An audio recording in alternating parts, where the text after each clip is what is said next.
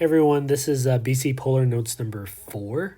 Now we're going to find area between polar curves. And these curves aren't necessarily as good looking as the rose curves because of its symmetry. But in essence, it's really the same idea. Okay? Same challenges. Figuring out what the bounds are is the toughest part. This one, we're going to have to solve a little bit differently than what we have before. Okay? But basically, we have two polar curves now, and how do we find the area between them? So, recall. So remember that when we had a function back in AB, right? To find the area under the curve, we drew a bunch of rectangles, and then we made the rectangles infinitely smaller in width so that we could squeeze in an infinite amount of rectangles, and that's where the calculus came in, right? And then you guys learned in the last lesson that we're drawing sectors now, okay? We're accumulating a bunch of pizza slices. Now, what happens when you have two curves that are in the way, right? So remember that when you had two functions back in AB, for instance, like this one and this one, how would you find the area between the two? Right? And basically that idea was pretty much top minus the bottom function. Top minus bottom. And it's very similar to that. So what we're going to do, for instance, let's say you had, I'll draw this out. Do I have it here? No, I don't. Let's say you had a polar curve now. Let's say you had something like that along with something like this. Okay? So if I were to draw a slice, just a random slice, and notice how it's not a rectangle, it's a sector, it's a pizza slice here. The only way to get this region, okay, is if I find the area of the outer and then I subtract out the area of the inner. So it's the same idea. So in this case, the area of the blue curve minus the area of the orange curve, I should be able to get what's remaining in between. And that's very logical, easy to understand for most students, okay? So if you think about it, the area of one curve is 1/2 r squared d theta, but then we're going to have to subtract out another area of r squared d theta. But to make it different, let's use capital R and little r, okay? Or in this case, I like to call it 1/2. Notice how they both share the same 1/2 integral. So I'm going to be able to factor that out, if you will. And all you're going to have left is really r squared, which is our outer squared minus our inner squared d theta. That's really what I have down here, just written a little bit different.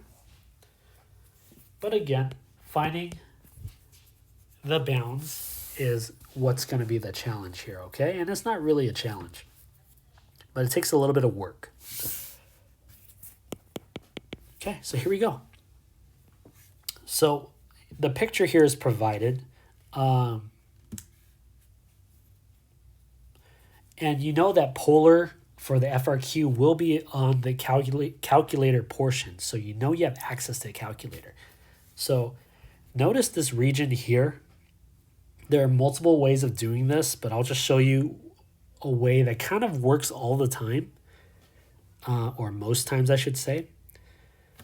What we're going to do here is we want to find the area that's that's inside of the blue circle, but outside of the cardioid. And the cardioid is kind of like that circle that got punched in the corner. It looks like a butt. Anyways, so we're looking for this blue region here. Okay, so I'm going to go ahead and draw a sample sector. Okay, so if you're traveling in this sector, right when you're about to exit, that is your outer. Right when you're about to enter, that is your inner radius. Okay? So that blue equation is 3 sine theta. That black polar curve is 1 plus sine theta. Okay? So that's really it. This is how easy it is. A equals 1/2 the integral of the outside squared minus the inside squared. So I'm just going to put something squared minus something squared. Okay, so I'll just stencil everything out. The outside is where you're about to exit the region. That is going to be 3 sine theta. Okay, the inside touches the 1 plus sine theta function. And that's it. What are we missing here? We're missing the bounds. This is where a little bit of work comes into play. All right? The bounds is basically where the region starts and stops. So just like a unit circle, we go in a counterclockwise motion, right? So the region starts right here where they intersect and where they intersect again. Now, it does say pi over 6 and 5 pi over 6 there, but I'm going to have you ignore that for a second. Okay? Because you want to get used to your calculator. So here's what you do. You guys should be in function mode, okay? Okay, what you're going to do is you're going to make your y1 equal to 3 sine theta. Your y2 is going to equal 1 plus sine theta. But on your calculator, I don't think theta will pop up, so we're going to use x because we're in function mode. So go ahead to your y equals. I'm going to do this with you guys. 1 plus sine x. Okay, and what you're going to do is you're going to hit graph.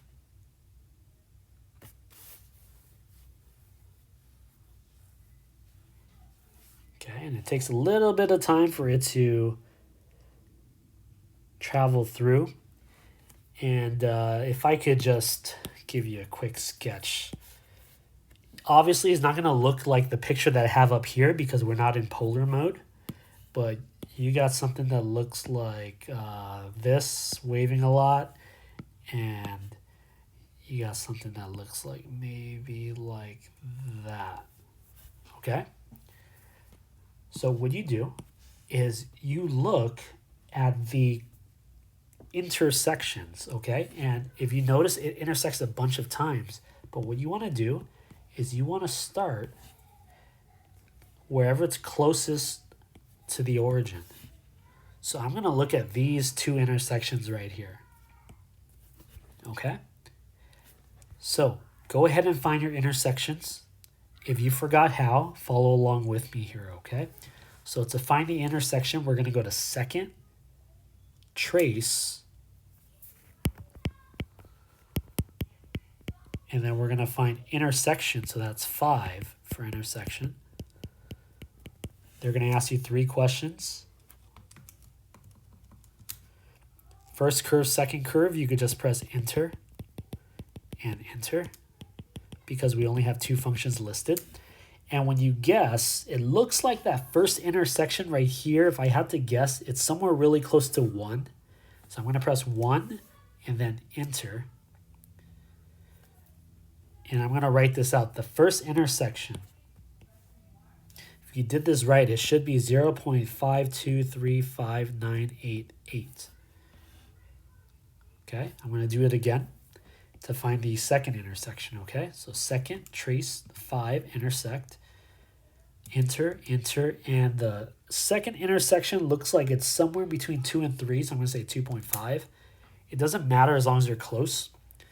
The second one is at 2.6179939, and those are going to represent your bounds, okay? So I'll put it here. Now you can store your values if you remember how to do that. If you would rather just write it out, I encourage you to have at least 5 decimal places. That should be enough to the point where it won't throw off your final answer. But here we go. We got all this going on. A lot of computations on a calculator. Okay, so this will be 1/2 times math 9 from 0.52359888 to 2.6179939 of alpha trace y1 squared minus alpha trace y2 squared dx. Okay, so on my calculator, just so you can kind of compare, I have 1 divided by 2 times the two values of y1 squared minus y2 squared dx. And you could use y1 and y2 as long as you declare it, okay? Okay, I'm getting 3.142. Interesting. Okay, and that's it. So a little bit of work to actually find the bounds, but let's practice that, right? The picture is needed because you need to know what's the outside and the inside. All right? All right, here we go. Here's part B. Something on Delta Math so you guys can get the practice in here, okay? All right, so we have this rose curve, 8 sine 8 theta, and we have this polar curve r equals 4, which is just a circle, okay? And then we're trying to find this region R, okay? So I'm going to draw this very narrow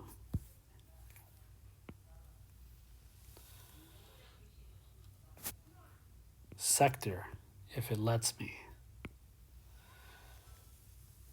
So it's really just a pizza slice, okay?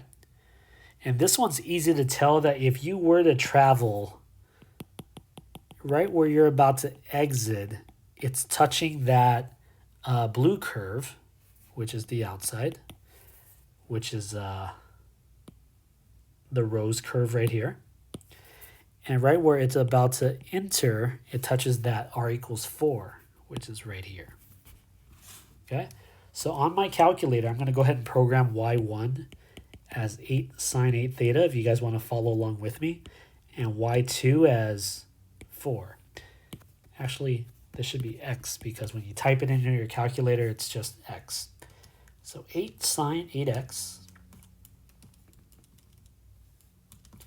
and y2 is going to be 4. Okay?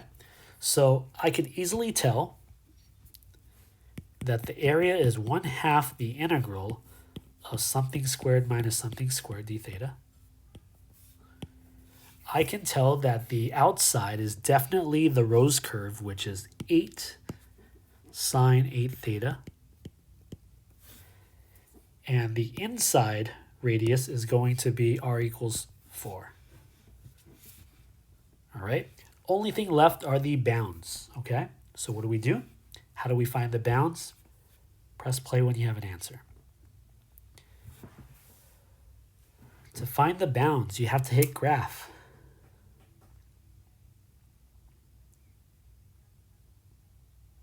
And notice how it's going all over the place right now.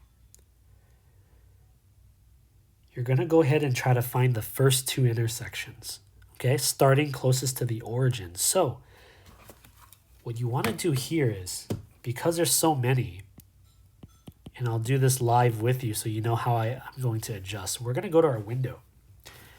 And for the x min, I'm going to start at 0 so I can get rid of everything to the left of the y-axis here, okay? So I'm going to go from 0, and maybe my x max, I'm going to go ahead and put 5. Everything else I'll keep the same. So I'm going to go ahead and hit graph. It's a lot smoother this time. And we're looking for the first two intersections.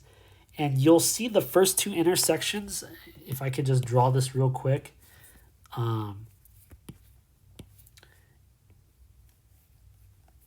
The first two intersections occur right there and right there.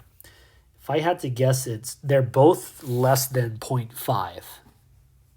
Okay? So we guess. Here we go. To calculate it, second trace, press 5 for intersect, enter, enter. I'm going to say that that first intersection looks like 0.1. Okay, the first intersection is, I'll write it down here, 0.0654498. If I do that again, and press pause if you want to figure it out on your own, enter, enter. The second one looks like it's 0.4. Close enough. The upper one was 0.3272492. You got to use the calculate function. Don't just move your arrow to it because that is just an approximation, okay? And then this is just plug and chug. And I'll let you guys figure that out there. All right? Okay. Let's keep going. Here's part C. Try this on your own. Press play when you're ready. Okay. Whenever it's r equals 1, like we talked about in the previous lesson, it's just a circle. So you know r equals 1 is just this red circle here. And r equals 1 plus cosine theta is that. All right. So here we go. We draw a sample sector. Okay. It's very easy to tell that the outside is that blue curve. The inside is that red curve. So A equals 1/2 integral of, let's call this, let's call y1 1 plus cosine theta. So that'll just be y1 squared, outer squared, minus inner squared, y2 is equal to 1. d theta. What are we missing here? We're missing our bounds, okay? Our bounds is pretty much where they intersect. So let me go ahead and graph this. You could probably solve this by hand, and I'll show you how to do that. Basically, when you're finding an intersection, you're setting the two equations equal to each other. And from here, it's easy enough to see that cosine is equal to 0, and cosine is 0 at pi over 2 and 3 pi over 2. But you could use the decimal values that you find off of the intersection. So I'll write down both. This right here is really by hand. In the case that you might have, a multiple choice question where they don't let you use a calculator, that's how you do it by hand, okay? But they keep it simple enough for you to do it by hand. Okay, here we go. Second, trace 5, enter. This looks like 1.5-ish for the first one. So the other bounds, I'll write it over here. I won't write everything else out, but just so that you can gauge it, this is 1.5707,963. The second one looks like it's 4.3-ish. Not even close, 4.712389. But there you go. If you're not getting those values, let me know. Do a quick plug and chug and then round your final answer. Remember, you don't want to round intermediate steps because it'll throw off your final answer there, okay? Okay. Here's the last type of example, and I'll go over 2 of them just so you can see it. Let's skip that one. I think you guys get the idea. Let's do this one. Okay. So I wish I could animate it for you guys, but basically, I think I can. Let me try this one out.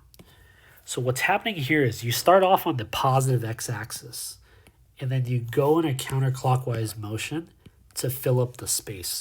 So really, what's happening here is when your angle increases, you have a sector, and then you add another sector, and then you add another sector, and then you add another sector. You're kind of accumulating or sweeping, if you will, in a circular motion. Okay? But you do it infinitely amount of time so that you can fill up all that green space. Okay? So here's what's weird about this. There are no gaps to this slice. This pizza slice is an entire pizza slice. So if I were to draw from the origin onto here, notice how it's only touching the red curve. It has nothing to do with that blue curve, right? So there is no outer and inner.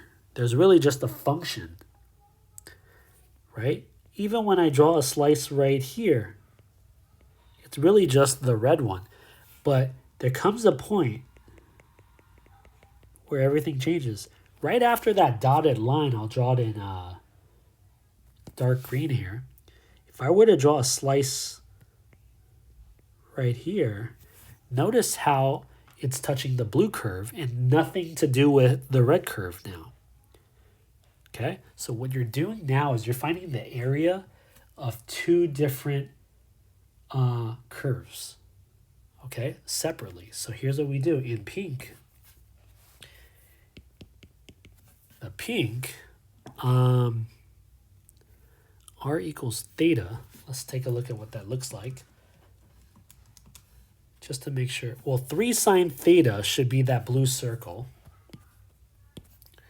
So I'll try to use the same colors here. I'll use blue for this one.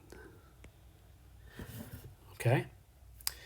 And r equals theta, I'll use pink. Okay, so take a look. What's happening is from the beginning all the way up to that dotted line, that function only touches the red curve. Okay, or the red curve. So that function there is theta. So what I'm going to do is I'm going to find the area of that squared. So in this case, it's just theta.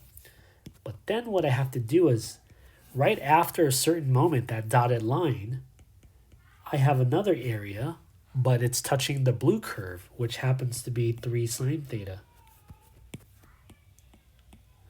So notice how there's no subtraction involved here. We're just adding up multiple areas because the function changes, okay? So there you have it, whatever that comes out to, okay? Now, what are we missing here? We're missing the bounds, right? We know that the region starts and stops at the intersection points. So we're still going to find it the same way. So here we go. I'm going to go ahead and type theta, or x, as y1 and 3 sine x as y2. And I'm going to hit graph. And you might need to adjust your window if you didn't fix it from the previous problem here. But I'm just going to go to zoom 6. Let's see what that does.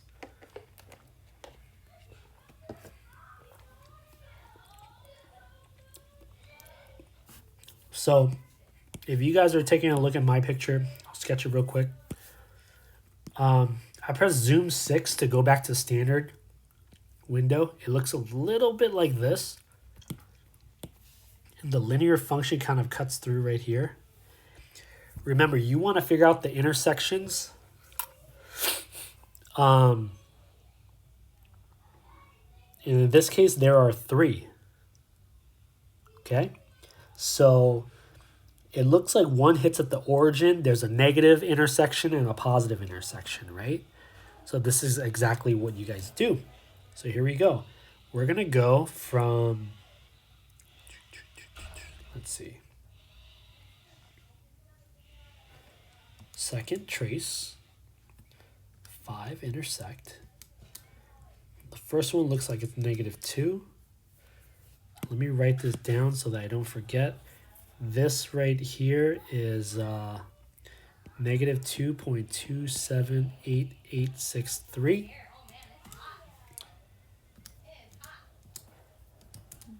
The middle one is easy. That's really just 0.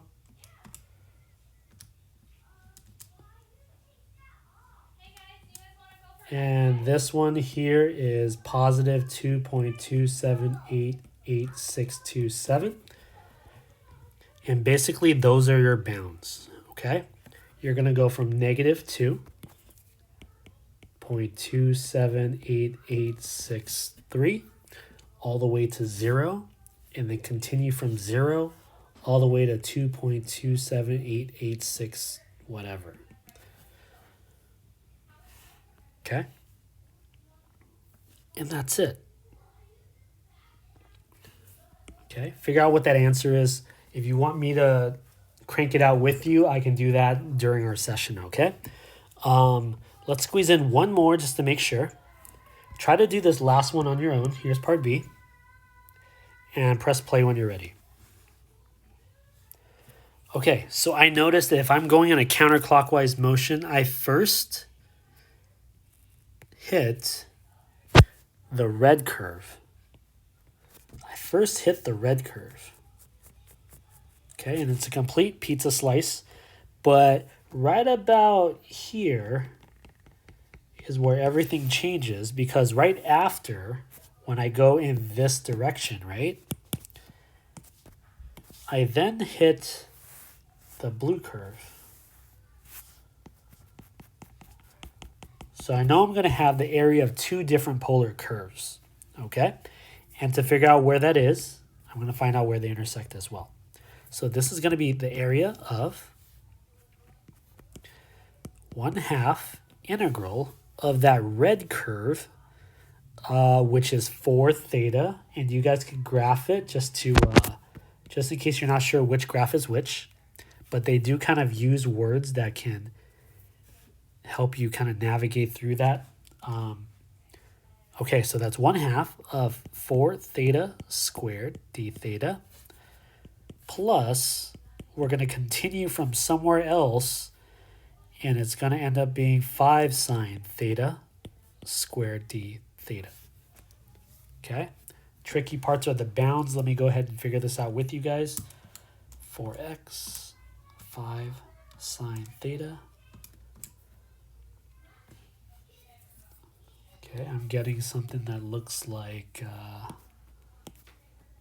this. And just like that last one, except it's kind of hard to see that there are 3 intersections there. But we'll calculate. Second trace 5. The first one looks like it's at -1. So the first bound is actually -1.131 and so forth. The second intersection looks like it's at 0, so I'm going to guess 0. And I'm going to continue from 0, and it's looking like it'll go back to 1 again. So that's 1.131. Okay. Now, if you're not getting these values, just let me know. But go ahead and plug and chug, and again, compare your answers. Make sure that you have at least one other person to kind of compare it to. But that's really it. So 2 scenarios. One where you have a gap in your pizza, meaning you have a lot of crust, but you don't have the rest of the pizza, right? And sometimes you have the entire pizza slice, but the pizza slice changes in size depending on what function it's touching. Okay? So try it out. Let me know how it goes. And yeah, that's it.